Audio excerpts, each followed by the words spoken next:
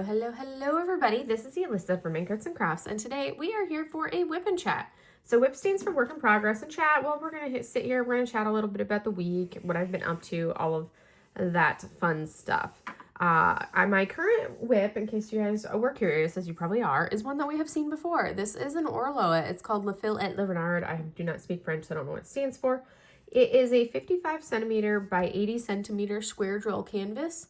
And when I tell you this canvas is confetti, like pure checkerboarding confetti for like all of this, the background right through here has been color blocking, which has been nice. But like literally this section here, which was this wide, was pure confetti, pure confetti. There's like this one shade of blue that was actually color blocking. This was like not super confetti, but like 3 different shades right in here. Pure confetti here, and then all of this, you can't tell, but that's probably about 5 or 6 shades of blue right through here. And it's basically was like this. Like I've already placed a good 5 shades of blue down in this space, and now I'm filling in with the last shade of blue. It is confetti. Oh my goodness, like beyond confetti. So this is absolutely zero hand charting in this canvas. I mean, look at the colors in her hand. Look at the colors in her skin. It is crazy how much confetti is in this. But anyways, this is, so yeah, it's basically, this is one of my oldest kits that I have in my hoard.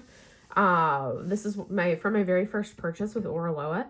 So I'm working on trying to get it done. It's a beautiful image. It's just so much confetti. And I'm like, at that point where I'm like, I have to push through and get it finished. But at the same time, I'm like, I don't want to. I'm so over it already. Which is why I had to put it away for a few days and I haven't worked on it in, yeah, you know, it's been probably about a week since I've actually touched it, and I'm like, I want to at least get to the halfway mark and then see if I can keep some of the momentum going as I move along. I think these 2 sections here, I think, were the worst on the whole canvas. It doesn't look as bad on the other half, so we'll see how it goes. But that's where I'm at as far as this one is concerned. So the tools I'm using for this kit, in case you were wondering, I am using my Yellow Dog Designs trays like I always do. I doubt I will use the Nero tray. I'm pretty much just using the small tray. On top of that, I did just change out my pens today. So I have 3 pens that I'm using. And they actually, all 3 of them are from Butterfly Effectwares. And they're all mini pens, which makes me super happy. These 2 with 8 placers, this one with a 10 placer, which I doubt I will use on this. Well, I know for sure I will not use on this section here. It's basically just going to be these 2 alternating back and forth between these 2 pens. For putty, I have a little bit of, I think 2 of the pens have the last of this coconut eggnog scented putty from Randa's Crafty Corner. And then the other one has this one from Creations Morin. It's a Tropic Like It's Hot. It's from our diamond painting retreat, the Crafter's Paradise retreat. So that's what I was using. And then I have Wee Wax, Cozy Cabin Wee Wax in my single placer. And other than that, I think we are ready to get into it.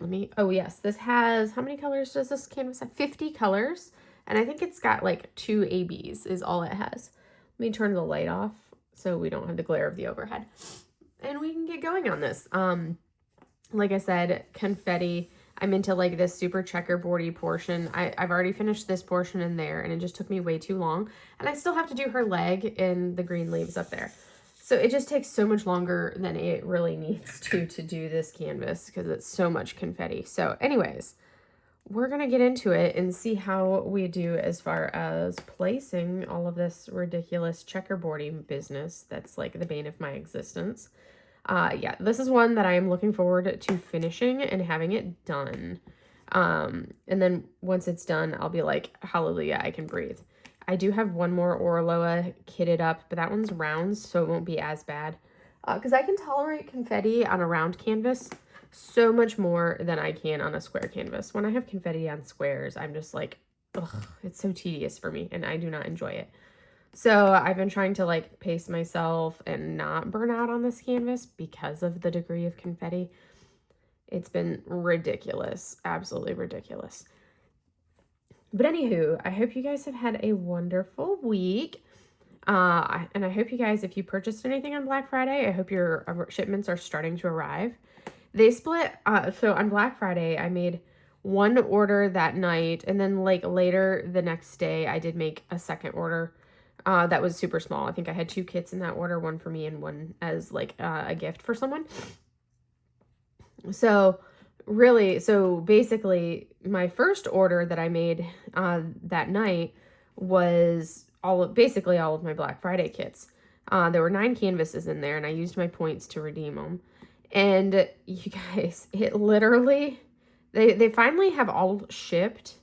The first Black Friday painting arrived, well, the first one to be marked as shipped was like a single painting. It was a 13th hour from Yume. That was the first one to be marked as shipped. That was part of my 9 canvas order.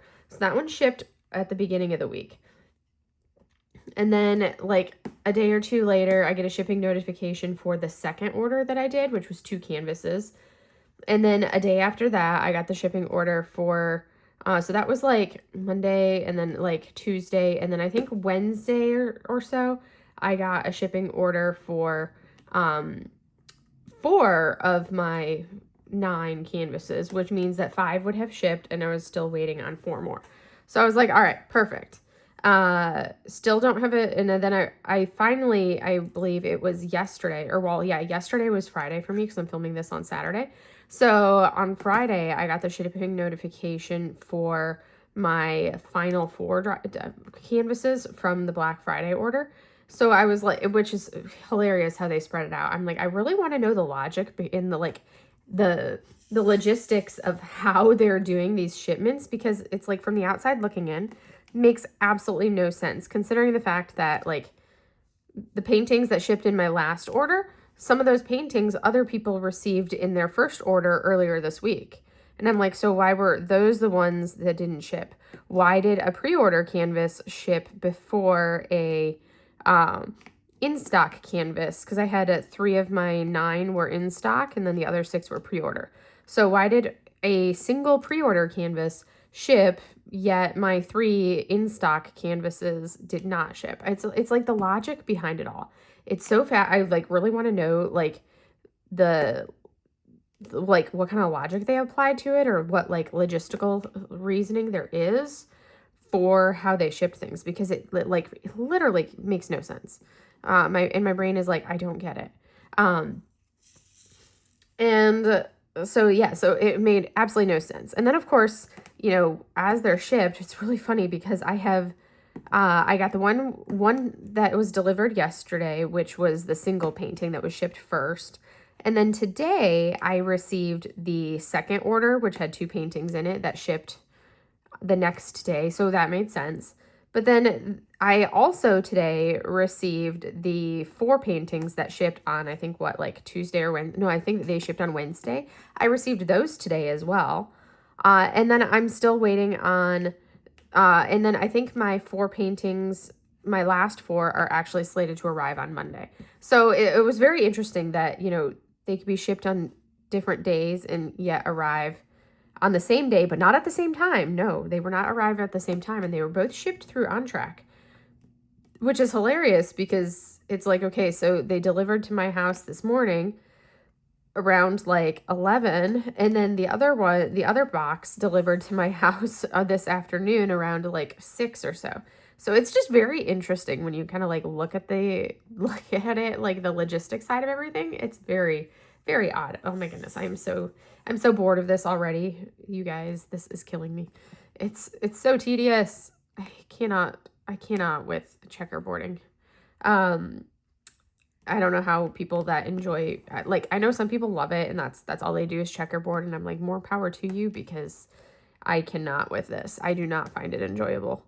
So anyways, back to that. I'm gonna like continue complaining about this canvas the entire time I work on it. So that's just a given, because I have to gripe through Confetti. Cats are causing chaos because that's what they do. So anyways, those have shipped, and then I got a shipping notice today for my mystery box 2, which that shipped today, but I still am waiting on the shipping notification for my mystery box 1. So I'm hoping that means that my mystery box 1 is going to have some of the kits that we haven't seen pictures of yet, because they were still waiting as like pre-orders. So I'm really hoping that some of those are in, because so far from what I've seen, there's none of the ones that I really want from the mystery box so far.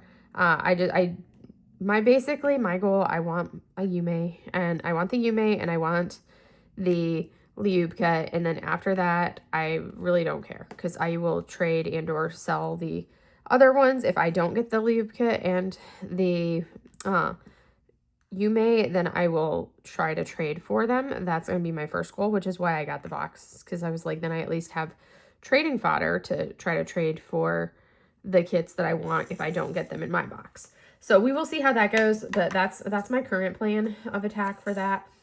I know we've now we're waiting on 3 more to be revealed from box 1, and we're waiting on 3 more to be revealed from box 2. So I'm really curious to see what will be in the rest of the canvases for each of the boxes. I'm really intrigued to see what ends up being released. Oh my goodness, so tedious. Anywho. So yeah, that's kind of where I'm at with all of that. Let's see, what did I do? Oh my goodness, this week has been like a week. I feel like the last 2 weeks have just been chaos. Everything, like all the random things and problems and things that could arise have arisen. Like normally, if this puts it in perspective, normally when I finish seeing a patient, I can take the 3 to 4 minutes it takes, and I can write my note for that patient before I pull my next patient back. So that way I'm not like hitting lunchtime and having all morning's worth of patients to have to write notes on. Well, all week long, I would get to lunchtime and then I would be like, okay, now maybe I can write a note, because I will have not been able to have written a single note prior to that all week long.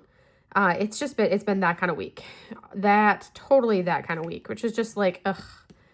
And especially when, we're getting closer to the holidays, so things are, picking up but slowing down at the same time, I guess you could say. But anywho, it's a whole process. We'll see how it all goes. But yeah, so the week has been super like weirdly crazy busy at work, and a lot of like taskers and things that I've been trying to knock out, and then personnel stuff and things like that, because of course, I don't know if you guys have ever heard the old adage that 20% of your people give you 80% of your problems, which is realistically that is like totally accurate. Totally accurate. And yeah, it very much so. So, yeah, like the work drama that I had, well, some of the work drama, the only real work drama I can talk about. But anyways, this week, it was so funny. So I have a couple couple occupational therapists that work for me, but one of them is getting ready to leave soon, and then the other one is we're trying to maximize letting him take his paternity leave before the other one leaves. So that way we're not stuck with long periods of time where we have no occupational therapist available. So with that in mind, we've been basically he's been in and out because he's trying to take paternity leave, and then the other one, she's been preparing to leave as well. But I mean, that's something that you have a prolonged period. You plan things out, you schedule your household goods, and you do it. Well, so the week before, so not this week that just ended, but the week before was this person had her household goods coming, and I had let her and those were scheduled for Wednesday, Thursday, Friday. I let her leave a little bit early on Tuesday so she could finish prepping the house for it and everything. And then we didn't have her on Wednesday, Thursday, Friday. And I also did not have my other one because he was on his paternity leave. So I didn't have him for Thursday and Friday, I believe. So it was okay, well, we will make do. My CODA's occupational therapy assistants would have to pick up and do the splints, because that's really, really the biggest thing, is we need to make sure we have somebody there at all, and standing by, who can make splints for any of the post-op hands. So somebody has a hand surgery, they're coming out of their cast, and now the hand surgeon wants them in a splint, so we have to make a custom splint for them.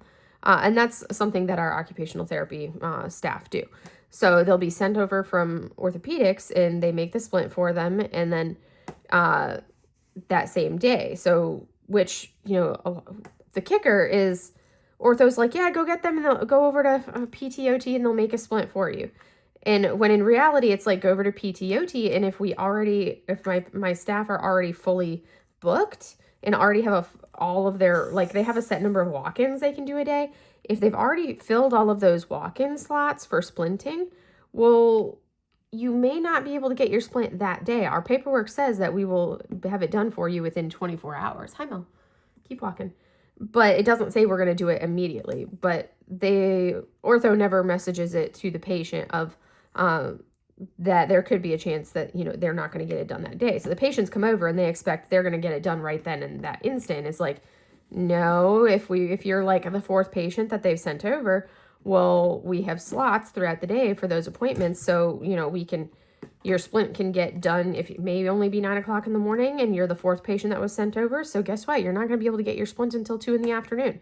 That's just the nature of how it is, because my staff are also seeing regularly scheduled patients and they can't not see their patient just to see a new patient and put a splint on them. Or like make a splint. So it's like you can't do both at the same time, because a splint is a very hands-on process. So it's kind of one of those things where, we regularly get patients that are like, I can't wait. I don't want to wait. I've already been waiting for 2 hours. And it's like, you waited for 2 hours with ortho. You didn't wait over here with us. Two different things. But yeah, they're already unhappy about that stuff. So basically I try to make sure that we always have somebody there that can make splints, because, it's such a needed thing, especially with the hand surgeon sending patients over. So basically this week, I wasn't expecting to have, or I didn't get my second OT wasn't slated to be back until Wednesday, because, he was on his, paternity leave he was gone for a week for that. So he was going to be back on Wednesday. So I was like, okay, I was like looking at what the days were. So Monday and Tuesday, I definitely needed my other OT to be able to do some walk-ins, because I had some other staff that can do those, that are in and out as well. So we're like, okay, well, I think it was like maybe 11 o'clock or something like that. And I was walking through, checking on how everybody's doing, as I head back to my office after seeing my morning patients. And, my OT was like, was basically, it's not even lunchtime. She's like, hey, so, is there anything you need me for? Otherwise I want to try to head out early. And I'm like, actually I need you to stay until, I need you to stay into the afternoon to cover down for splints. And she was like, oh, like, how late do you need me to stay? Like until 2 o'clock? And which is still, significantly earlier than the end of the day. And I was like, yeah, that's fine. Because I was like, yeah, 2 o'clock is completely fine. That's like being super generous. And she was like, oh, and you could tell that she was like, really, was not happy about that. But I'm like, I mean, you're not going to peace out at like 11 o'clock in the morning just because you don't have any patients scheduled later in the day. Like, no. And then she wasn't going to be coming in until like 11 o'clock the next day, because she had conveniently had an appointment scheduled for that morning.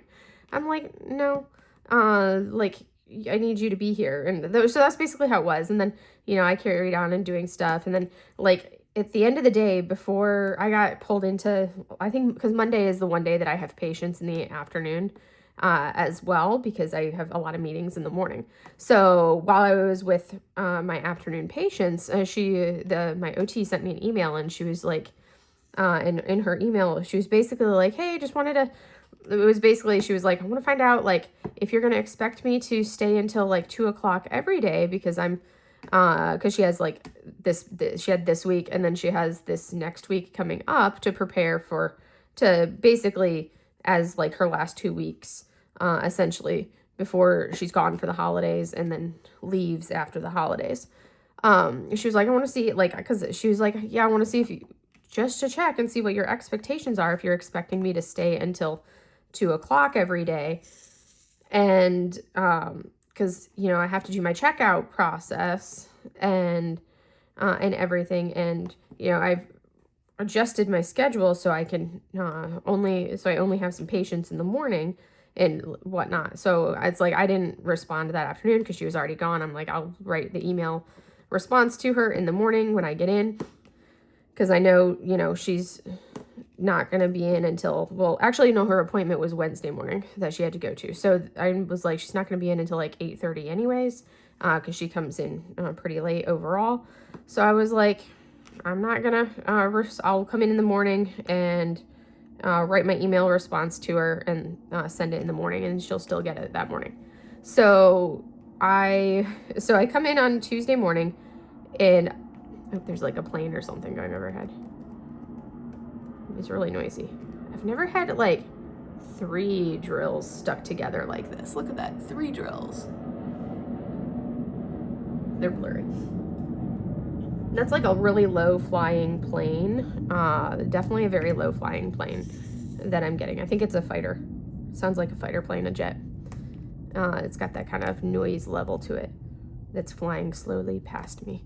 Anyways, I got distracted. So I respond to her email, and my response is basically I was like, my expectation is that you will be here until at least 2 o'clock every day.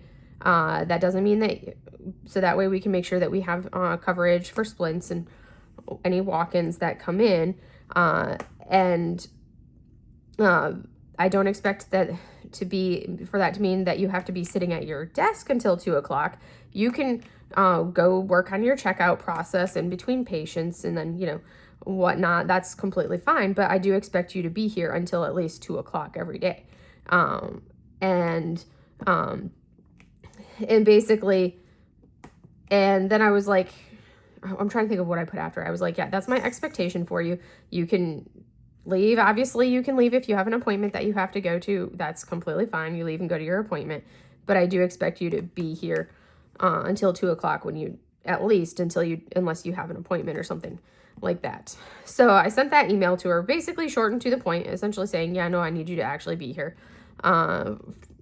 to work. And at the same time, I'm like reading the email and I'm like you're expecting to leave it like early, like at like lunchtime every day for a 2-week period of time. Like, no, that's not how this works. No, we don't do that. But that's what's like going through my head. But I'm like, I'm gonna write, very professional. This is what my expectation is. I want you here these times. And I left it at that and sent the email. She comes, like, I'm in the middle of like working with a patient, and she comes storming into the clinic, and like at just before 9 o'clock. And she was like, I need to talk to you later, is basically what she says. And I'm like, okay, I will come talk to you when I'm done with my patients. And she hadn't even taken the time to put on her uniform or anything. So she was still in civilian clothes. And I'm like thinking to myself, yeah, she's not going to be happy. That's going to be a pleasant conversation. Because I was like, oh, it looks like she read my email and she's not happy that I'm making her stay until 2 o'clock every day. So I was like, all right. So I like mentally prepared myself for, a tough conversation or whatever, for it. So I finished my morning patients, and then I go to chat with her. I go to her office to chat with her, and she's basically essentially goes into, oh my goodness, it was like, I was like, wow, thinking to myself, wow, because she goes into this like super prolonged like diatribe about, how she's being micromanaged, like how I'm micromanaging her, like how nobody else has to stay as late as she does, and other people get to skip out early, and she shouldn't have to be penalized because someone else is leaving and can't do splints, and how we have a coda who never does them, and on top of that, why should she have to do the splints just because the other corpsman isn't comfortable doing them? Mind you, this other corpsman that she's referring to is someone who we have literally just trained how to do splints. He's done maybe 5 splints in his entire life. He's kind of like got that personality that's a little bit more of like a cautious, hesitant personality. So he's extremely not confident in doing them, and still needs to be, supervised as he's making the splints because it's so new to him. It's not something that he's done hundreds of splints. It's very, very new to him. And I'm like, I'm not going to have him be the only one doing a splint when he's not confident and comfortable with it, because that's something that's going to impact the patient that he's making the splint for. Because you can tell if somebody's not confident doing it, and it's like if they're the only one doing it for you and no one's there to help them or guide them into it, you're just like, okay, is this really going to actually be useful or an effective splint? It's kind of what, like, the sense of what I would have if I had somebody with that kind of attitude or personality trying to make a splint for me and feeling really like hesitant about it. So I'm like, so this is the one that, she's like, I shouldn't be penalized because, he's not confident in doing splints. And I've been in the Navy for 18 years, because she was prior enlisted before she came in officer. She's like, I've been in the Navy for 18 years. So, and yet I've never been anywhere before that has ever treated me as bad as I'm treated here. I'm treated like a boot officer, a baby officer, like an E2, which is like the like one of the super baby ranks that you are when you first come into the Navy. On the enlisted side, she's like, I've never been treated like this in my life. I've had absolutely no support at any point while I've been here at this command. Like, she's going on, and she was like, I stay late all the time. I've adjusted my schedule to accommodate and see more patients, and especially, right now as I'm trying to do my checkout, and here I am, I'm trying to do my checkout process and take care of everything, and yet now I have to stay late and blah blah blah blah blah. And she's like, and she was going on, and like she threw in the whole, I've got 3 kids, it's not my fault that I have 3 kids and they have to go to daycare, and I live an hour away, so I have to drive an hour, and then I have to change the kids for daycare and make sure they've got their bottles and blah blah blah blah blah, and that takes time, so I can't get here any earlier than 8:30. And she's like going on this whole rant. There's tears involved on her side. I'm just sitting there like while I'm just kind of like leaning against the sink while she's sitting at her desk going into this. She's going into this whole diatribe, and I'm like, I was like, and then she starts bringing up, she was like, about all the stuff that had happened, that all the things that had apparently happened while she was pregnant, and all the things that, she had to, because she gave birth about a year ago. She was had her 3rd kid about a year ago.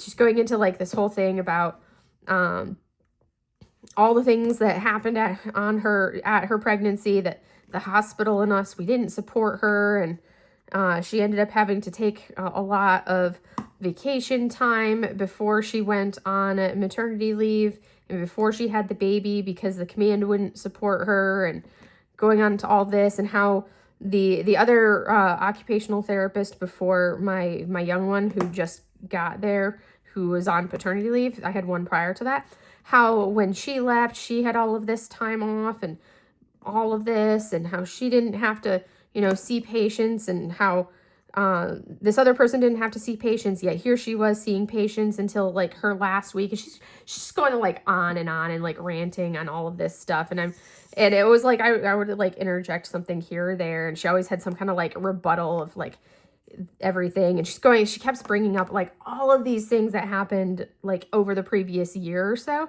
and I'm like, look, I can't speak to what has happened prior to me taking over this position as the department head.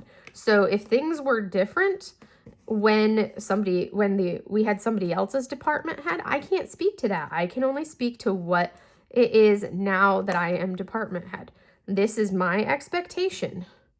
There is plenty of time for you to do your checkout process.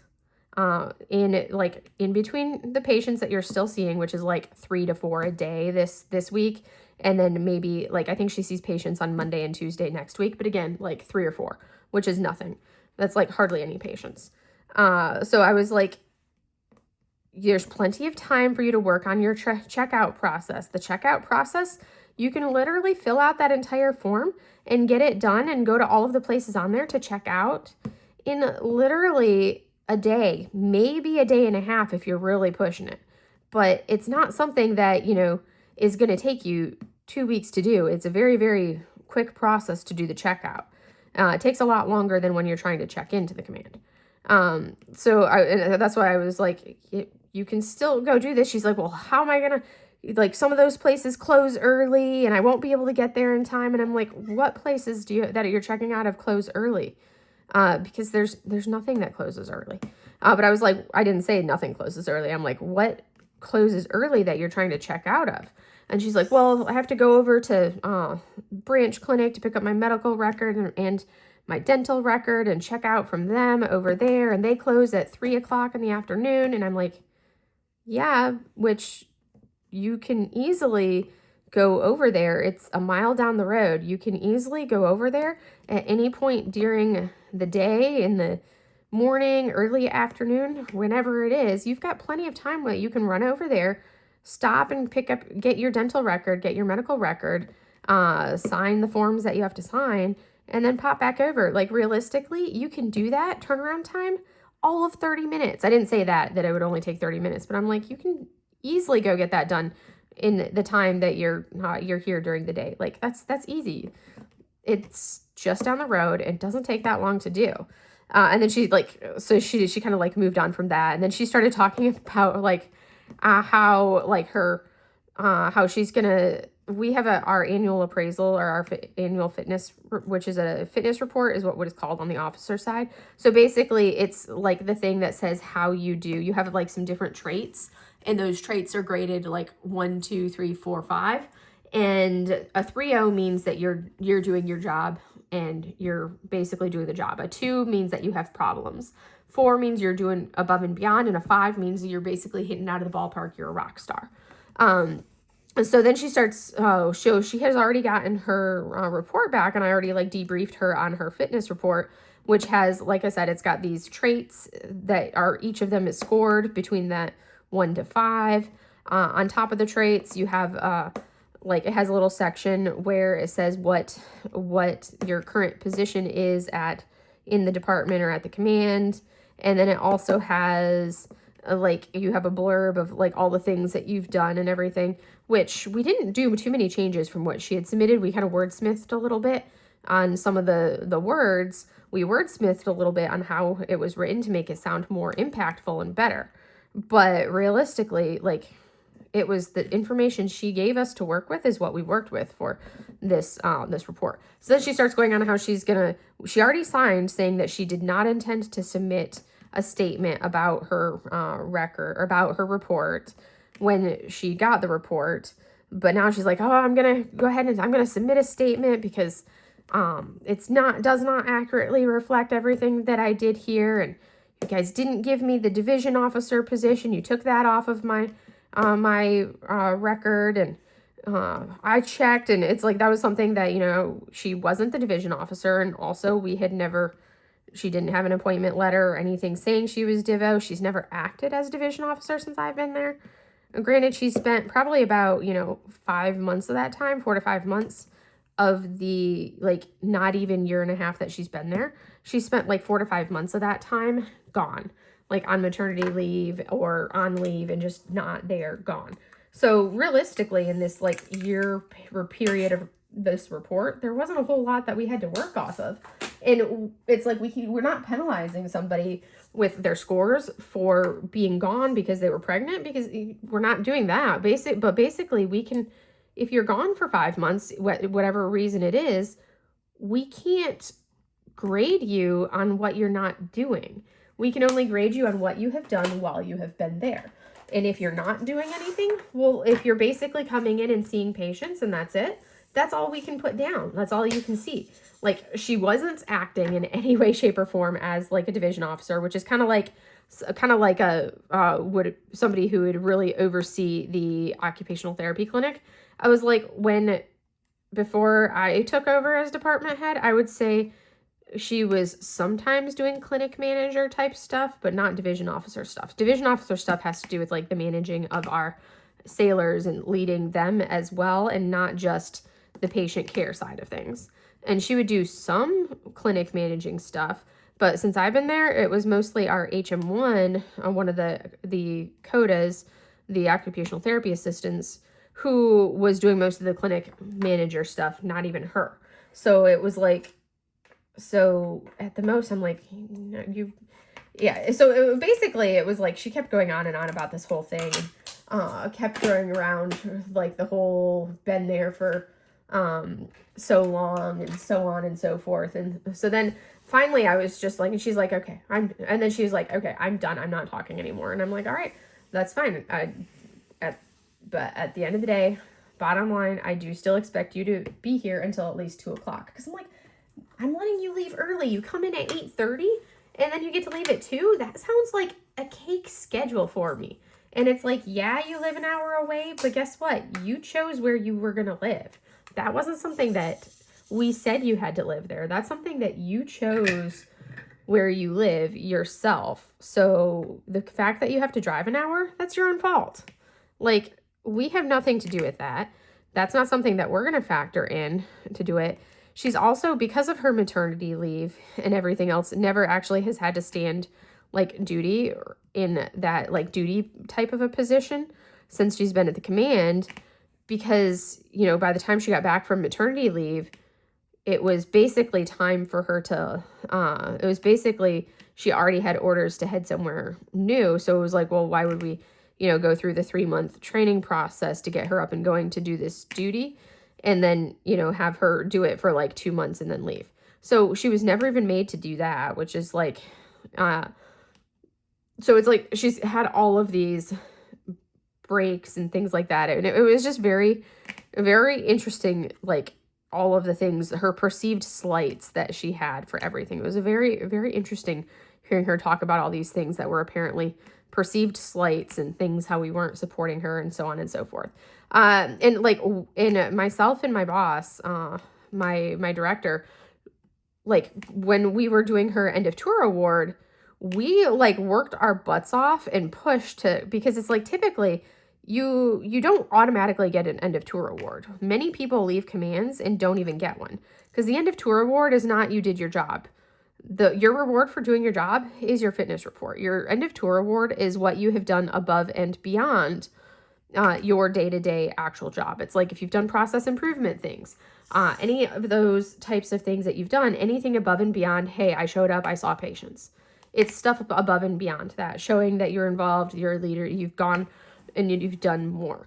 That's what an award is for. She was there from like, let's see, she was there for like 16 months total is how much time she spent at the hospital. And in that 16 months, she spent a good, like I said, a good 5 months of it gone. So really, like, she didn't even have that much actual physical, like, face time here. So we literally had to, like, we worked our butts off to get her an end of tour award and make it, like, impactful enough that the commanding officer would sign off on it. And we did. And our commanding officer expects, if you're getting an award, he expects you to get your award in person at the flagpole on Friday morning during colors. When he does a little mini award ceremony, that's his expectation, because it's a show of to everybody else, look what this person has done. They've done awesome. Here, we're rewarding them. So that's his expectation for everybody. So she was slated to do that next week, Friday. Well, she emailed my boss's executive assistant and was like, hey, can I just pick up my award from, you know, the, can I just pick up my award and not have it presented to me? And so the executive assistant had forwarded that to myself and our director. It was basically like, hey, what do you want me to do about this? Do you want me to go get this for her? What do you want me to do? And I was like, and I knew that it had to do, I was like, she had sent that email before she had the conversation with me, but after she had received the email from me saying that I expected her to show up and be at work, you know, every day until at least 2 o'clock. So I knew it was I was like, this is totally her knee-jerk reaction and being unhappy about me actually making her work. So I totally knew that that's what it was. So I was like, yeah, I just replied back and I was like, she doesn't want it presented. And then I was actually in the process of drafting a separate email to my boss to kind of say, hey, we just had, because at that point I was responding to the email after I had just had that like long talk with her. I know this story is like going on for absolutely forever. but it was just like, oh my word. So finally I started explaining some of it in the email, and as I was like typing up this email to send to my boss, he was like, hey, so he sent an email basically saying that his expectation is the same as the skippers. He expects everybody to be there unless they have a valid reason not to, which that's, you know, like that's also my thing. So I did an abbreviated version of things in the email, and I was like, you know what, let me come upstairs. This is easier to do it in person. Mochi, you cannot jump in my lap, baby. I can't. No, you can't sit in my lap. Not happening, girlfriend. I'm trying to diamond paint at this desk. This is not the sit in the lap time. You're just gonna get in the way. Thank you, baby. So I head upstairs to go talk to my boss, and then because we have, the way it works is you have department heads, and you have like 4 department heads that report to one director, and then we also have an associate director, which helps the director out with things. And I had replied to an email both of them and was like, you know what, I'm just gonna come upstairs. This is easier to talk in person rather than try to send this all via email. So I pop up there and sit down and go through like, hey, this is what happened. This is what she said. This is what I did, so on and so forth. And he was like, he's just like, I'm not surprised. He's like, I'm actually surprised it has taken her this long to with me as her boss. I'm like, she's like, I'm actually, or my supervisor, he's like, I'm actually surprised it took her this long to pull this with you, because apparently she has done this with every department head we've had at the command. She has pulled this and had like, you know, the tears coming out, not feeling supported, all of this, blah, blah, blah, blah, blah, throwing out the whole, like, I've been in the Navy for 18 years and I've never been treated as, and blah, blah, blah, blah, blah. And I was just like, and I'm like, yeah. So I told him everything that happened. He was like, yeah, don't worry about it. It is what she did what she did. It's not like, you know, she's done this to everybody that's been her boss at the hospital in the 14 months that or the 16 months that she's been there. She's like reacted like this to everybody and multiple times. And he was like, when she was pregnant, she basically was trying to not work. And we were like, well, the only way we can adjust things and reduce your schedule and change your hours is if we have a note from your doctor, from your OB, saying that we need to adjust your schedule, because that's like the only time. So her OB refused to write her a note saying that you can cut your hours, you can see fewer patients, blah, blah, blah, blah, blah. Her OB refused to write that note for her. And it's like, well, if your OB isn't going to write it, then guess what? You're working. Because, you know, you're not the first person to be pregnant. You're not the first person to be pregnant and still expected to work and see patients. And it's not like she's doing anything physically demanding when she's seeing the patients, because she's an occupational therapist and she works in a hand therapy clinic. So basically you're sitting at the desk with your patient across from you on the other side of the desk for an hour.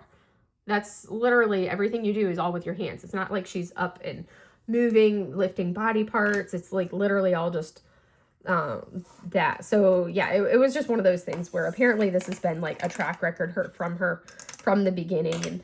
And so when I told my boss, these are some of the things that she said, he looked at me and he was like, I'm dual military as well. My wife's also in a leadership position here at the hospital, which she is. It's like, we also have kids.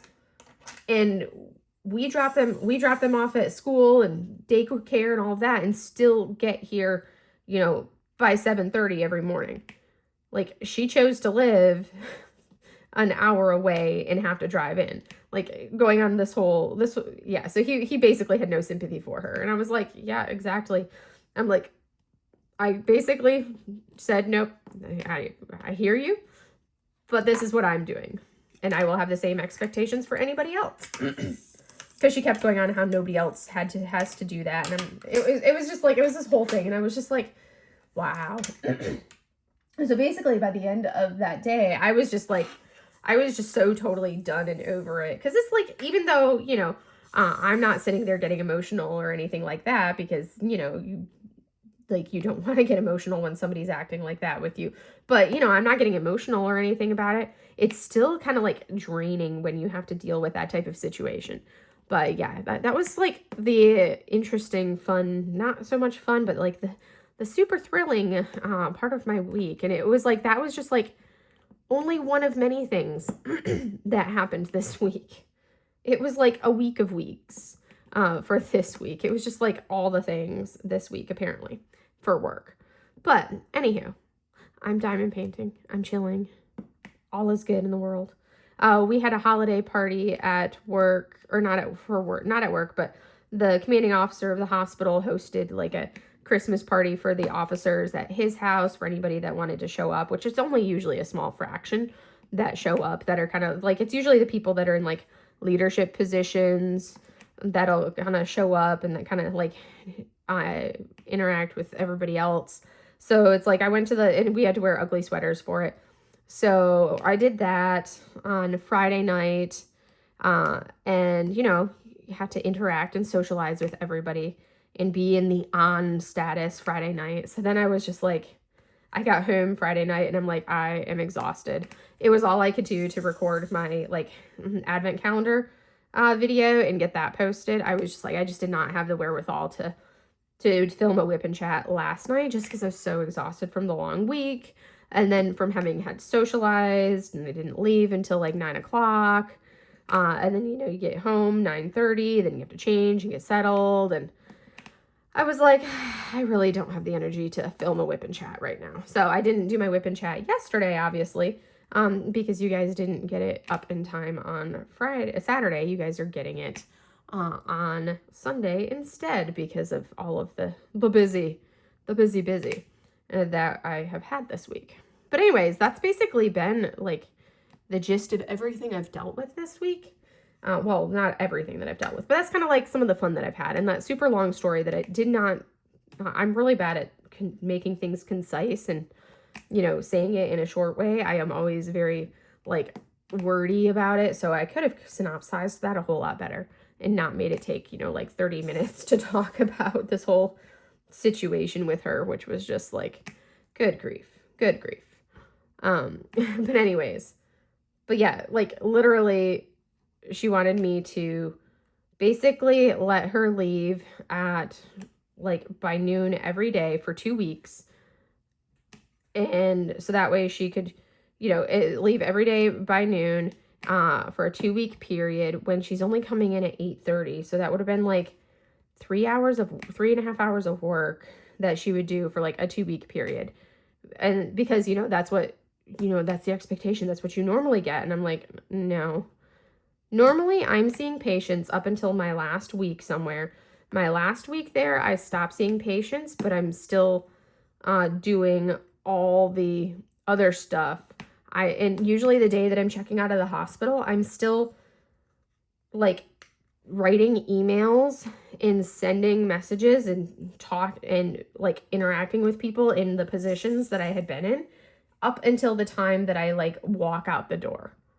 Like literally, it's not something that's just this quick, easy, simple, hey, here you go, like 2 weeks of no work, now you get to leave. Like, no, you're literally everywhere I've ever been. I've been working up until like literally that last day everywhere.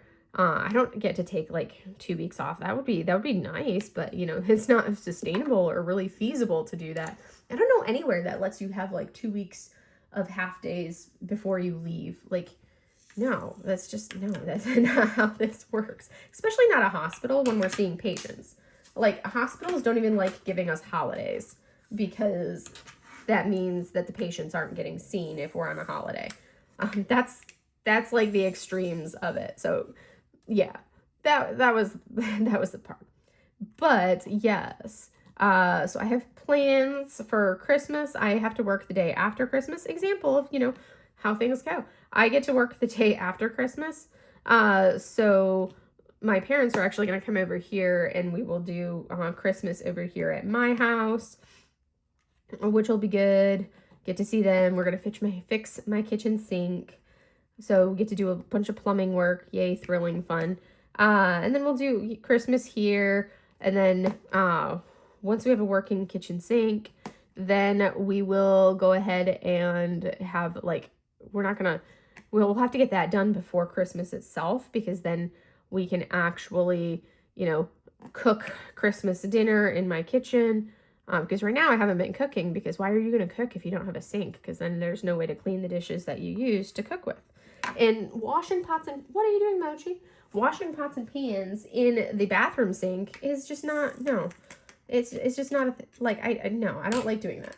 So anyways, that's basically been my life. I'm so close to being done with this section, you guys. This is taking me way too long to do.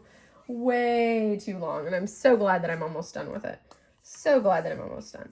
I have got to tell you, this has been a ridiculously painful canvas to do. Like, the artwork is gorgeous, and that's why I bought it, but I did not expect it to be that much confetti.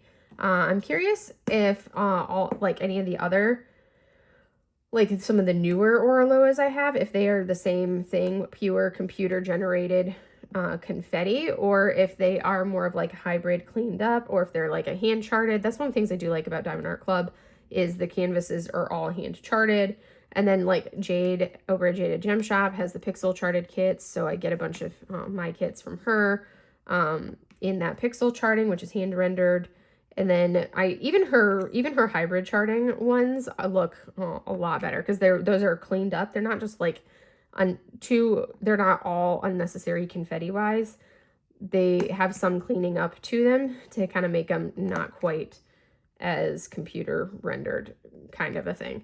So they have those basic touch-ups to them. So that's at least, you know, it's just, so I'm curious to know. I have a couple newer Oraloas. I have one more of these old Oraloas to do, and then I have some newer Oraloas, and I really want to see if the new Oraloas are the same as this. I need to like unbox them and look at them and say, okay, hey, is this still have that same charting, or is it actually like hand charted? Because if it's the pixel charting, or not if it's the computer charting like this, I may very well, even though I love the images, I may very well throw them in my D-stash pile, because I am not feeling doing another square like this from Oraloa. And I think there's a couple that I have that are squares, because they only offered those canvases in squares.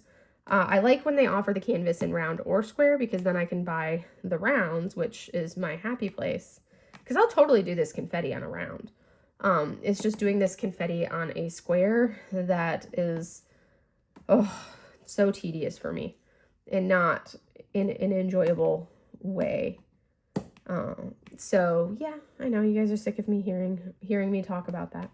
But anyways, that's kind of like what my plan is. I'm going to try to be very good moving forward for these, like the rest of the year, on my purchases, on everything, trying to be very good about that. I really don't feel like placing these last couple drills. So you're going to get an almost completed section. It just took way too long to do. Way too long. I just have a couple. I have like maybe 10. I have about 10 more colors to do in this small little space, in case you guys were wondering. That's about 10 colors worth of work left on this canvas. Let me go ahead and turn on my overhead and turn off the light pad, and you guys can see. Move, Mo. Mo, move. You don't make a good window. All right. So there we go. Mochi knocking into things. You can kind of see the gradations and the shades of the blue, but it's deceptive because there are so many different shades. Yeah, you can see right in there how there's multiple shades there. All of these multiple shades, when this could have very easily have been much more color blocky for that. I still have that little section on her skin, but even like, look at her skin tone. There's so many of these mottled colors on there. It's crazy. But anyways, I hope I did not bore you guys to tears today, but that is all I have for you guys for today, and I will see you guys in the next video. Have a great day, everybody. Bye.